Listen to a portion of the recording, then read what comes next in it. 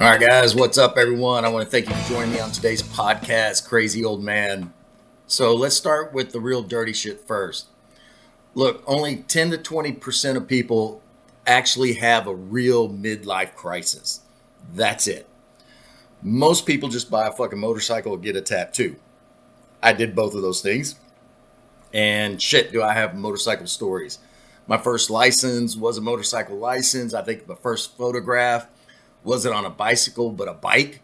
I rode for nearly 47 years. So I've got some motorcycle stories. But for those of us who actually blow up our lives, we're talking about something entirely different, man. We're talking about watching 24 years of marriage turn to ash. We're talking about going from a comfortable life to a shitty apartment. We're talking about choosing destruction over comfort. And let me say this right here. I don't wish this upon anyone. And at no point am I glorifying this at all. But here's what nobody tells you. Your brain is literally rewiring itself when this happens. So I found out that scientists at Cornell found that gray matter reduces by 22% in the parts of your brain that control attention and decision making. Your prefrontal cortex, man, the parts that's supposed to stop you from doing stupid shit, is literally remodeling itself between ages 45 to 55. Did you know that shit? So when people say, "What were you thinking?" the answer is, I fucking wasn't. My brain was too busy destroying itself to even think clearly. So let's talk about the gray divorce epidemic, man. These numbers, they don't lie. And let me hit you with some numbers that'll make your head spin. Gray divorce has doubled since 1990. 30%, 36% of all divorcees are people over 50. 34% of those involved in marriages of 30 plus years. Think about that. Over a third of the people getting divorced have been married longer than most people have even been alive. These aren't marriages, these aren't like starter marriages falling apart. These are institutions that are crumbling. And the financial devastation, it's real. Both men and women lose 50% of their wealth. Half. Women's standards of living drops 45%. Men's drops 21%. And 20% of divorced women over 63 live in poverty, man. And only 3% of married couples, those still together, that are of age, are in poverty. The numbers are drastically different than if you're walking with somebody and you're not. So I kind of went from having everything to having nothing. From throwing parties with 20 plus people to sitting alone in a one bedroom wondering, how am I going to fucking make rent? And I'm not shitting you. We were like the go-to place, right? We had the house pool. I'd throw parties. I'd spend like $300 on food and liquor, just so that we could hang out and have a good time. So the research, it says that wealth gap persists for a decade, a fucking decade, that you're living in a place that you don't want to be. So here's the timeline nobody warned you about. Here's what the research says about recovery. And let me tell you, it's dead on accurate. I know because I lived it. For the first 2 or 6 weeks, you're in shock, complete fucking shock. You can't eat, you can't sleep, you can't think straight. 6 to 18 months, it's kind of like the adjustment phase. This is when you're swinging between I'm fine and I want to die. And sometimes that all happens in the same hour. Then you go from 12 to 24 months. It's kind of like an integration phase. Sorry, you start to figure out who the fuck you are without that other life, right? 18 months to 5 years, it's kind of a post-crisis growth. If you're lucky, if you do the work, and they say 3 to 5 years for complete identity reconstruction. I'm 10 years out and I'm still finding pieces of myself that I didn't even know existed. Harvard, 80-year study. Let me say 80-year study. I'm in a PhD program. The class I'm in right now, it's 4 weeks to complete a semester. In that 4 weeks, I have to submit a 20-page report over the summer. 80-year study. The dude or chick who started it is probably dead. So after 80 years, they found that people who were train wrecks in their 20s often became wonderful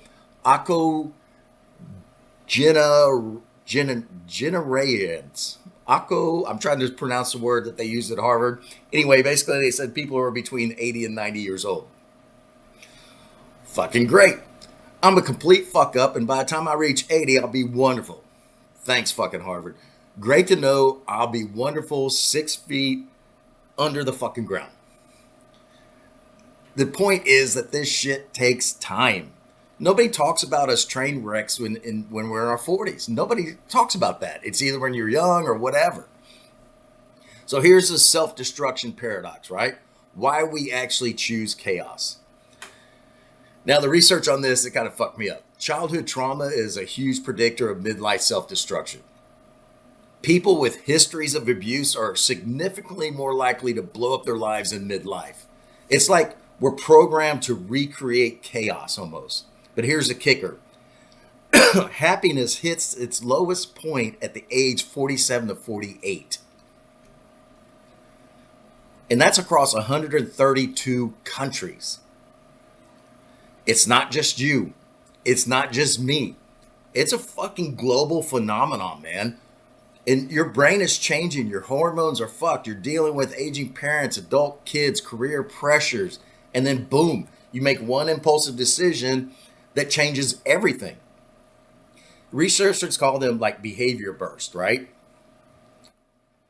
It's basically like a nice way of saying a nuclear blast with fallout that destroys everything around it. But we'll go with behavior, burst. And what they are is they're kind of like sudden dramatic actions after years of suppression. I suppressed for 24 years. When I burst, I destroyed everything. And it's not what you think. It's not like sleeping around or watching too much porn or smoking crack and injecting, meth. It's nothing like what you're probably thinking, right? It was a deteriorating of a relationship. It was like we became roommates for years. I mean, we were in the same place physically, but we weren't in the same place, in the same space at all. So, the Phoenix phenomenon, man, right? Rising from the ashes, right? Now, here's where it gets interesting. 50 to 67% of trauma survivors experience post-traumatic growth. I'm not sure what the other 50% do, and I'm not even sure I want to know. But that's more than half, right? The brain literally rewires itself. It's crazy when you start looking at it. MIT, man, they found that 30% of the most resilient people report feeling not stressed at all after going through hell, compared to 6% of the normal people. But here's what they don't tell you it requires. It requires active work, right? Therapy reduces time by 25 to 50%. It's something I didn't do, which I probably should have done.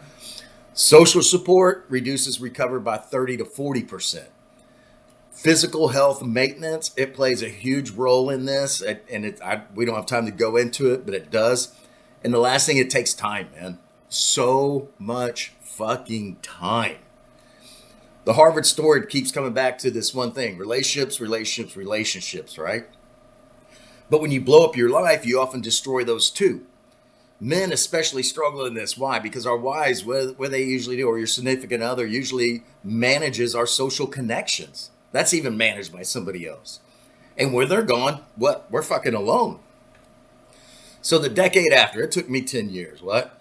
So what really happens? 10 years out, here's what I know that matches the results, right? 80% of midlife career changes achieve equal or higher earnings within 2 years. Took me a lot longer, but I got there. Only 20% of women repartner within a decade. Men, it's like around 31%. I currently live alone, but I've been dating the same girl for a while, right? Most people do rebuild, but it's not the same life. It's something completely different. My life now is completely different. I mean, people I knew would not even recognize my life today.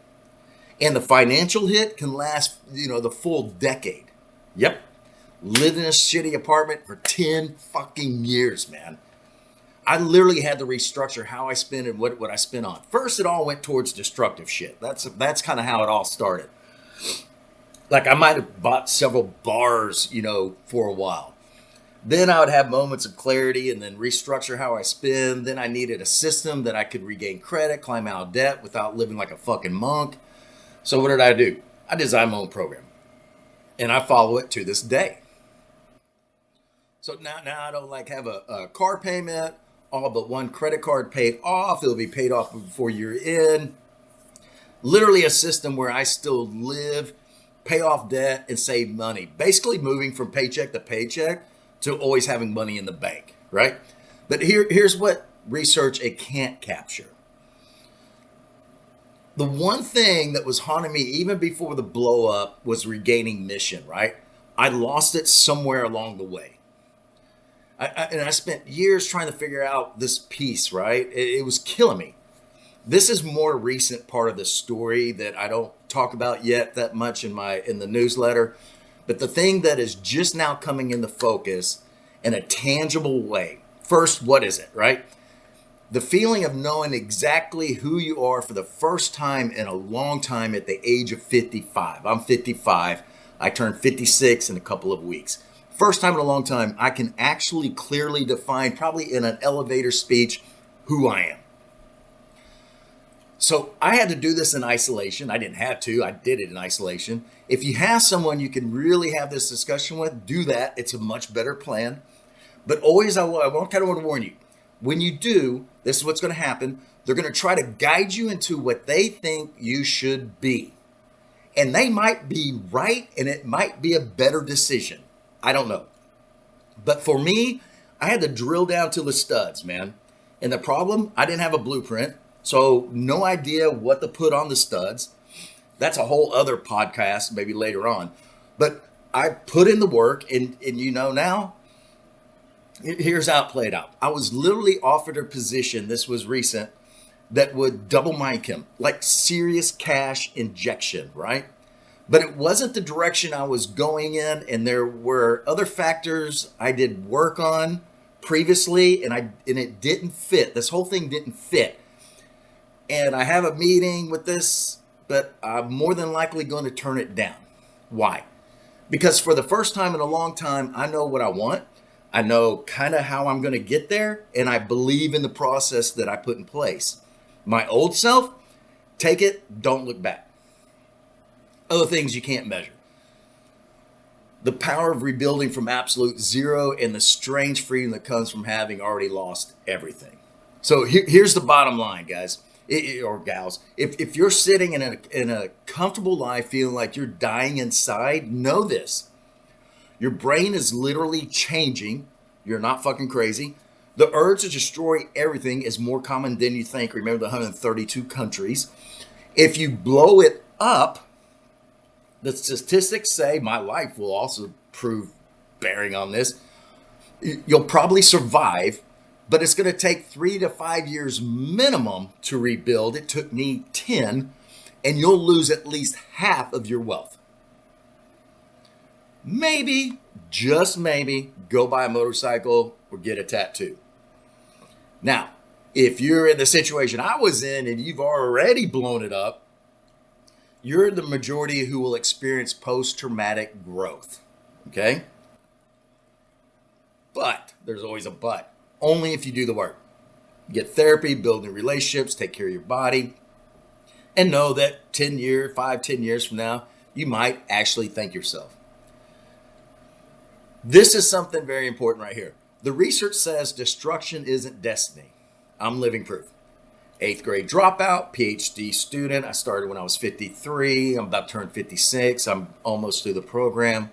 From 24-year marriage to starting over. From having it all to losing it all to building something completely new. Sometimes you have to burn it all down to see what's really fireproof, man. And sometimes what survives the fire is the truest part of who you are. All right, guys.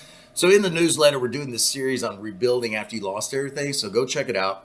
It drops every Wednesday. And next Wednesday is the last drop in the series. And if you're interested, you can always go back to Crazy Old Man. If you go to like the homepage thing, it says Old Man Series. I'll be updating it this Sunday, so it should all be there. And if you don't mind, man, hit the like, restack, subscribe, comment, all those things, man. They help me know this content is kind of hitting home.